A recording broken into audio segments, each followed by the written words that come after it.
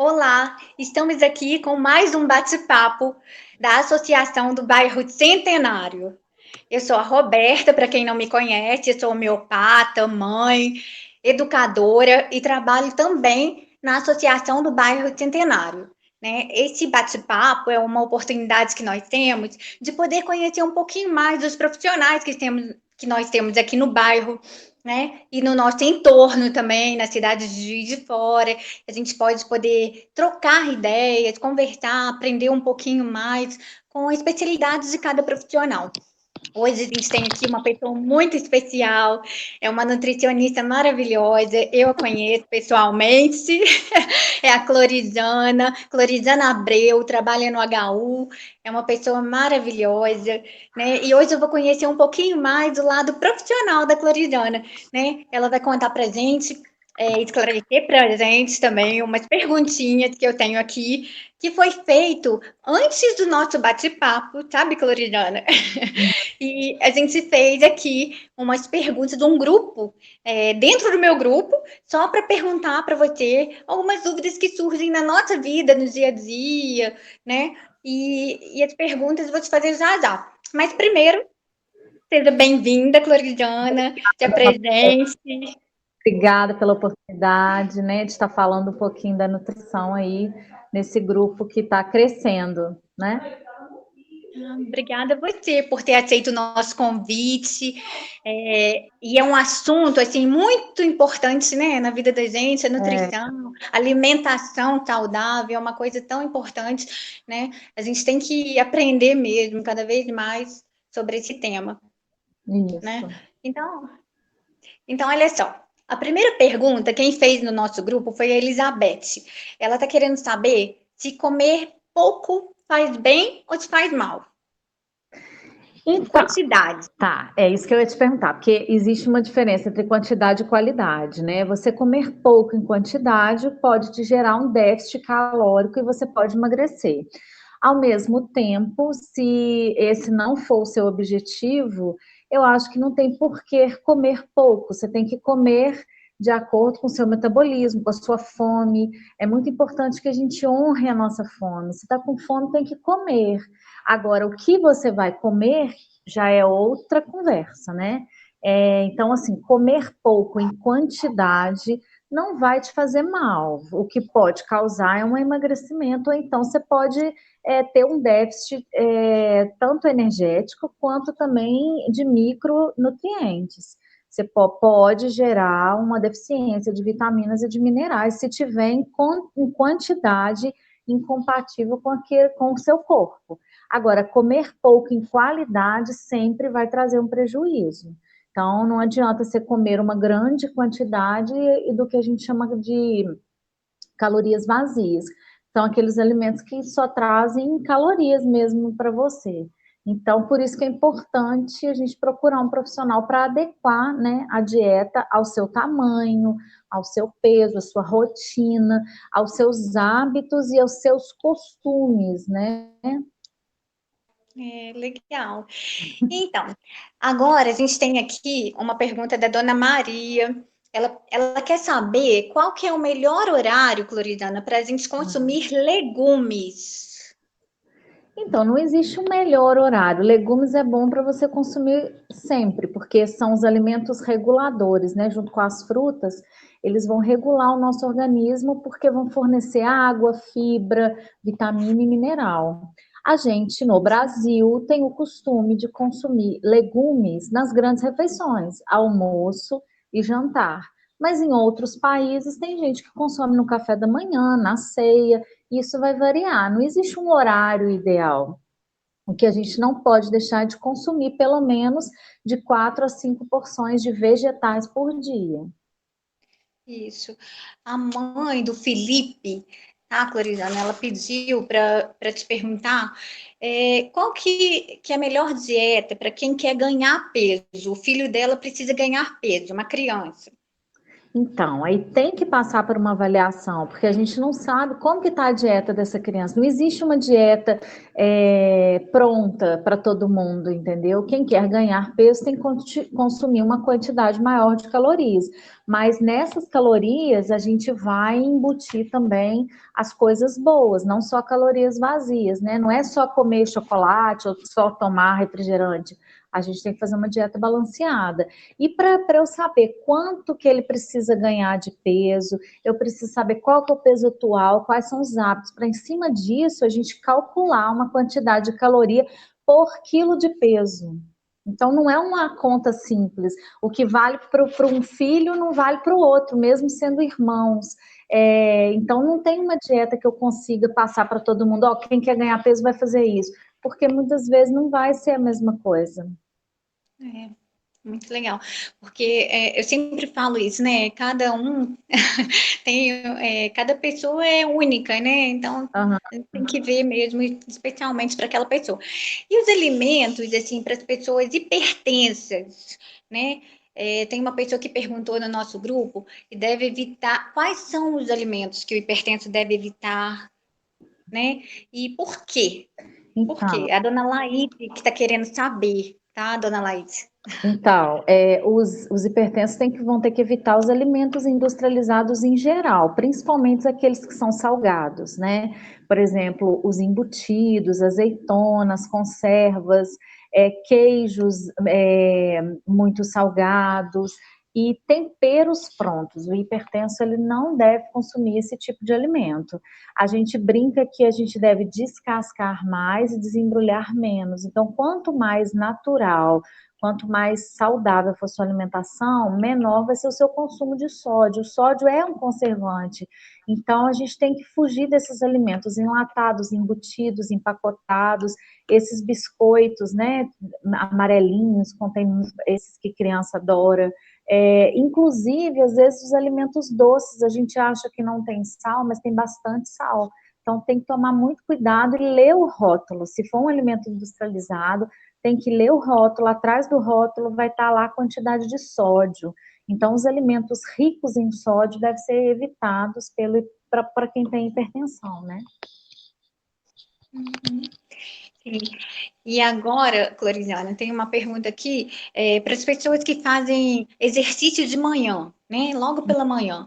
Elas devem tomar o café da manhã antes do exercício, depois, ou toma 2 cafés da manhã? Me perguntaram isso também. O que que seria o correto? Então, aí mais uma vez vai depender do tipo de exercício, da intensidade e do seu objetivo. É ganho de massa? É perda de gordura? Você quer emagrecer? Você quer engordar? Você quer manter? Você quer melhorar seu condicionamento físico? Isso tudo tem que ser avaliado para eu poder te falar. Tem gente que faz exercício físico em jejum porque quer emagrecer. Tem gente que não consegue ficar em jejum, então toma um café. Dependendo da atividade física, se ela é aeróbica ou anaeróbica, né? Se é musculação ou é um exercício tipo corrida ou uma dança, que você vai gastar mais calorias, né? Aí já é outro tipo de alimento. Então, assim, existe o café da manhã e a colação, que é o lanche que é feito na manhã. E o que você vai consumir vai depender do objetivo que você está buscando com a atividade física. E qual tipo de atividade física que você vai fazer e qual a intensidade. Porque tem gente que fala, eu faço atividade física, eu faço pilates. A intensidade do pilates é muito menor em relação a uma corrida, por exemplo. Então, eu não posso comparar uma coisa com a outra. Eu tenho que tratar as duas coisas de formas diferentes, né? Então, eu acho que não existe também uma receita. Você vai comer antes ou você vai comer depois. Vai variar de cada pessoa. Isso. Então, ótimo. Agora, olha só. O pessoal que tem diabetes, né? É uma dúvida muito comum, até em consultório mesmo. O que é que a gente pode comer? O que é que a gente tem que evitar, né? A Márcia está perguntando aí o que é que ela realmente precisa evitar. Ela tem que evitar, o diabético tem que evitar mesmo o açúcar simples. O que é o açúcar simples? É o açúcar de adição, aquele açúcar que a gente coloca no cafezinho, são os doces, né? Pé de moleque, brigadeiro, essas coisas devem ser evitadas. O pão branco, apesar de ser um carboidrato simples, se ele tiver com alguma fonte de proteína ou alguma fonte de fibra, ele pode até ser consumido. Na verdade, o diabético ele tem que ser educado, ele não precisa ter restrição de tudo. Dá para ele comer de tudo, mas só que a gente tem que individualizar mesmo a dieta, ver os horários, se toma insulina ou se toma só hipoglicemia anti-oral, se faz ou não faz atividade física, como que é a rotina desse paciente, para a gente poder estar adequando. Mas o que é muito importante é que ele consuma fibras, porque as fibras vão diminuir a absorção da glicose, vão diminuir o índice glicêmico da refeição. Então, a fibra, ela tem que ser um aliado do diabético, né? O que são fibras?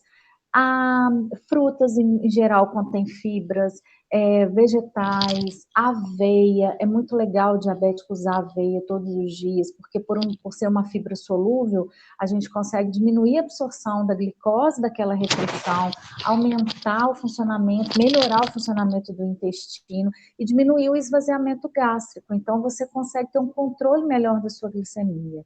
E é lógico, o diabético ele não deve utilizar açúcar, né, para adoçar, muito menos o mel e muito menos o açúcar mascavo. No consultório, às vezes as pessoas falam, eu não uso açúcar, mas eu uso açúcar mascavo. Açúcar mascavo tem as mesmas calorias e aumenta a glicose do mesmo jeito que o açúcar branco. Ele só tem um diferencial de não ser tão refinado e de ter uma quantidade de minerais um pouco maior, mas é açúcar do mesmo jeito. Mel também eleva a glicose do mesmo jeito. Então, o diabético, se ele tiver um acompanhamento nutricional, ele não precisa fazer tantas restrições, porque a gente, através de orientações e da educação nutricional, nós conseguimos controlar a glicemia, né? Tá vendo, gente, como é importante o nutricionista na nossa vida, né? Maravilha, porque todo mundo precisa saber como se alimentar, né, corretamente. E aí, de acordo com o que cada um tem, né? Uhum. Então, olha, para algumas pessoas comem muito e são magérrimas, né? Aí, assim, Uhum. como que a gente explica isso? Como que você explica? Perguntaram aqui para mim. Então, tem várias explicações. Uma delas é a questão do biotipo, né? Tem gente que tem um biotipo de magro, tem um metabolismo mais elevado, queima mais gordura do que as outras. Então, assim, é muito uma questão genética. Mas a gente consegue, através das mudanças de hábito, da prática de atividade física, reverter um pouco essa situação. Quem come muito e não é magérrimo não precisa chegar a ser obeso. A gente pode controlar isso através de mudança de hábito, né? Mas que dá uma raiva, não dá, Roberto. Você vê aquelas pessoas comendo tudo e não, não engordando nada. Aqui. E assim, desses melhores alimentos para a gente combater o envelhecimento. Essa é uma dúvida que eu acho que é boa para todos, né? É, Porque todo mundo quer envelhecer com saúde, né? Então, assim, para a é, gente envelhecer bonito, com saúde, né? O que que teria? eu acho que a primeira coisa, um prato bem colorido, né? A gente tem que colocar bastante vegetais, porque nos vegetais que a gente vai encontrar toda essa gama de nutrientes que vai favorecer um envelhecimento mais tranquilo. Então, assim, lá vão estar os antioxidantes, as vitaminas, os minerais. Então, assim, vitamina C está muito envolvida nessa questão do envelhecimento, porque é um antioxidante que é muito usado, e isso vai ajudar a melhorar sua pele, seu cabelo, sua aparência, né? Hoje a gente fala muito dos sucos, né? Eu não falo suco detox, mas suco nutritivo. Então, nos sucos a gente consegue ter vários nutrientes que, quando passam pela cocção, pelo cozimento, eles são perdidos. Então, os alimentos crus, eles ajudam muito tanto na microbiota intestinal, quanto no fornecimento dessas vitaminas, desses minerais, desses compostos que vão auxiliar no envelhecimento. Então, é comer mesmo, uma alimentação mais natural possível, mais crua possível, né, no sentido do envelhecimento que você está perguntando. Eu acho que os alimentos crus são muito importantes. É. E outra dúvida que surgiu foi para celulite, né? O que a gente pode estar comendo aí para combater celulite? É a mesma coisa, porque nada mais é do que um processo inflamatório. Então, assim, diminuir esses alimentos industrializados, cheios de açúcar, né? A gente tem que entender o seguinte: a gente precisa voltar a ter alimentação do passado, onde a gente não tinha tanto coisas industrializadas.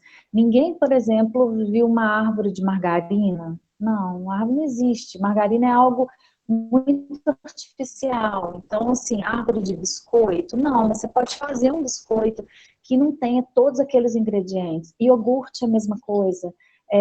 Você vai olhar um rótulo de um iogurte, tem mais de 20 ingredientes. O iogurte mesmo, ele é feito com leite e um fermento lácteo. Então, voltar a cozinhar em casa, eu acho que essa pandemia está trazendo um pouco disso para a gente, favorece muito a melhora da sua alimentação.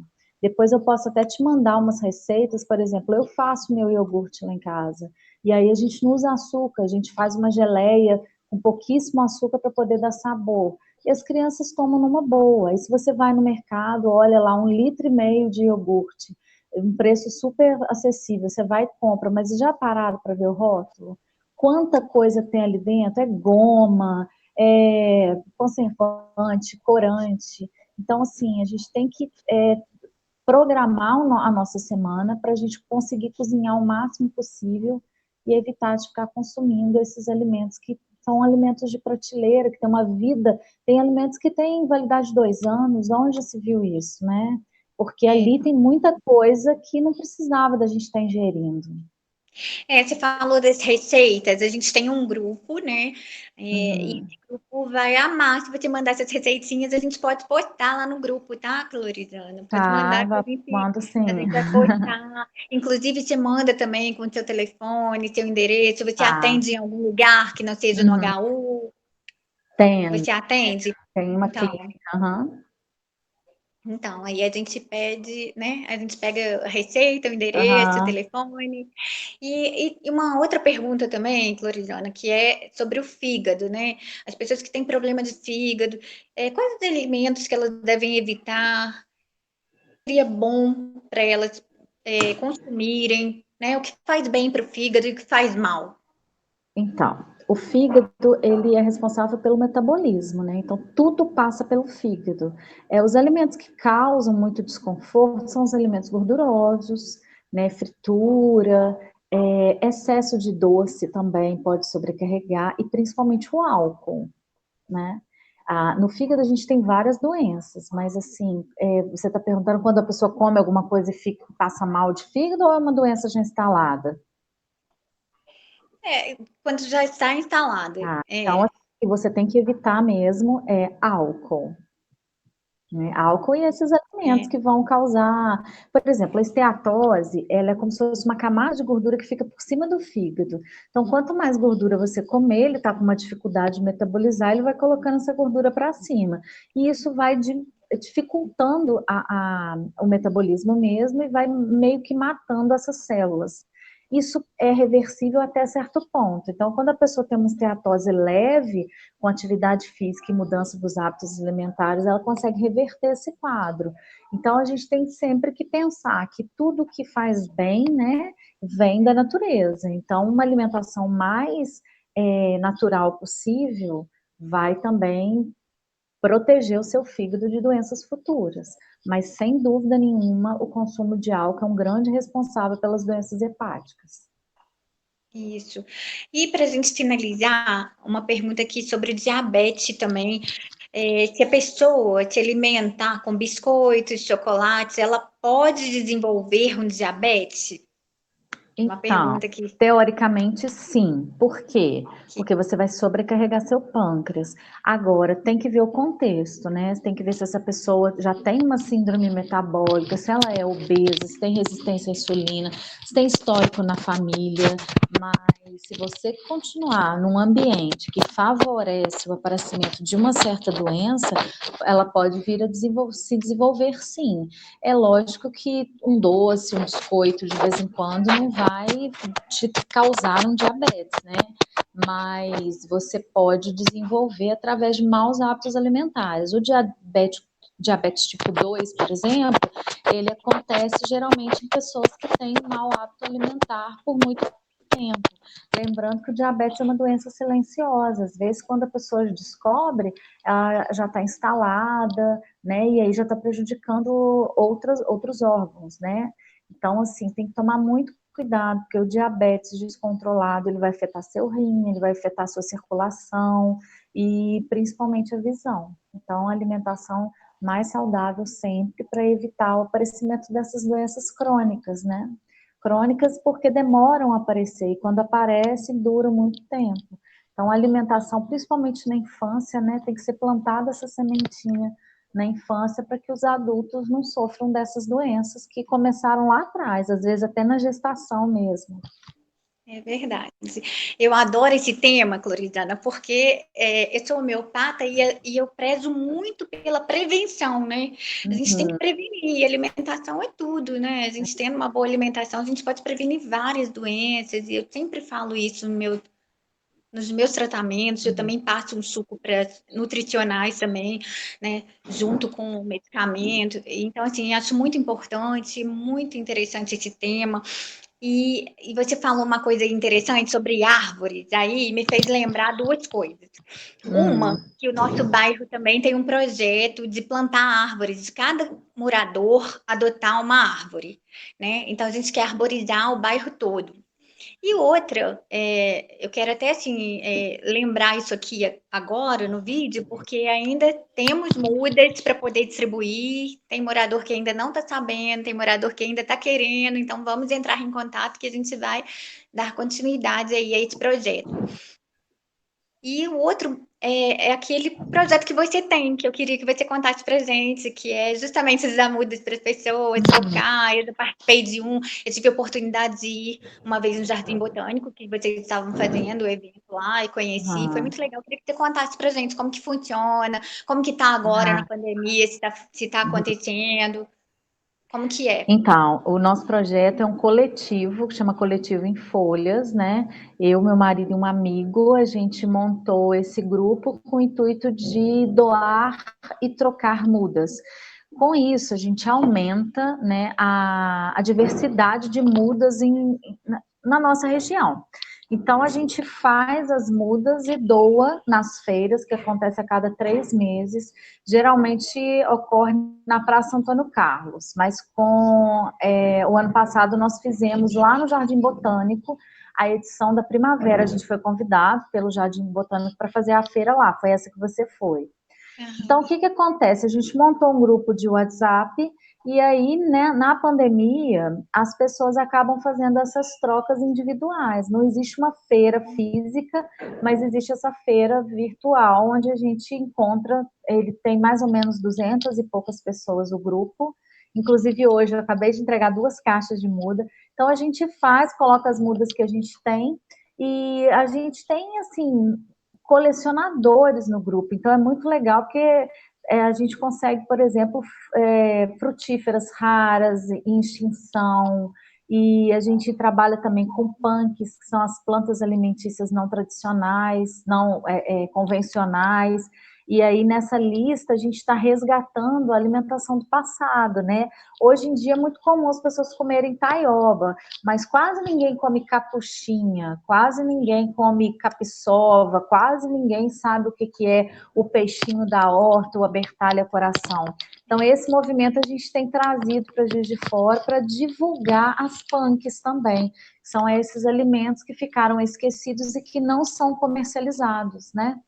Então é muito legal, porque a gente consegue provocar na população uma curiosidade a respeito dessas plantas e, ao mesmo tempo, melhorar a alimentação da população, porque essas plantas são super nutritivas, como o Ora Pronobis, por exemplo, que tem uma porcentagem de proteína muito grande, tem ferro, né, cálcio. Então, são plantas que ficaram esquecidas, mas que a gente tem resgatado agora. Quem quiser participar do movimento, é um movimento gratuito, não tem ligação com nenhum partido político, nenhuma empresa. A gente tem as redes sociais, que é Coletivo em Folha, está tanto no Instagram quanto no Facebook.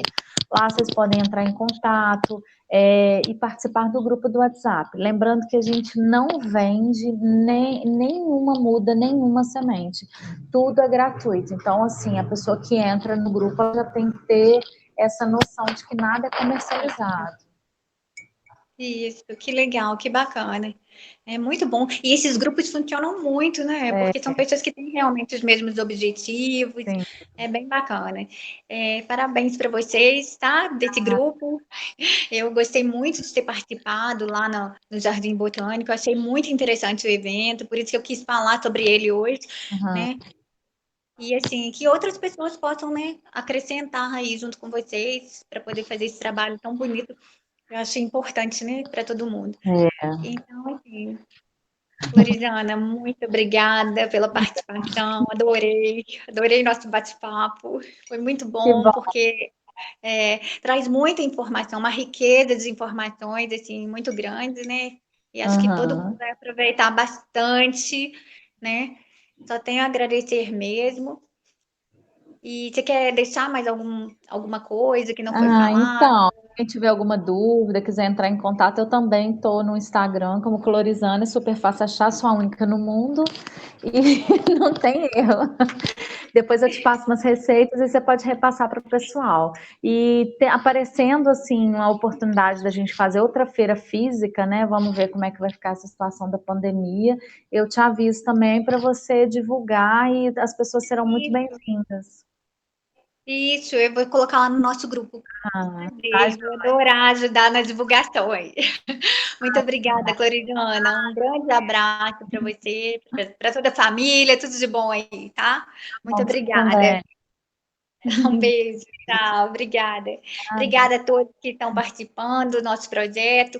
Obrigada por mais um bate-papo e vocês todos junto com a gente. Isso dá muita força para a gente continuar. Muito obrigada e até o próximo. Até mais. Tchau, tchau. Tchau.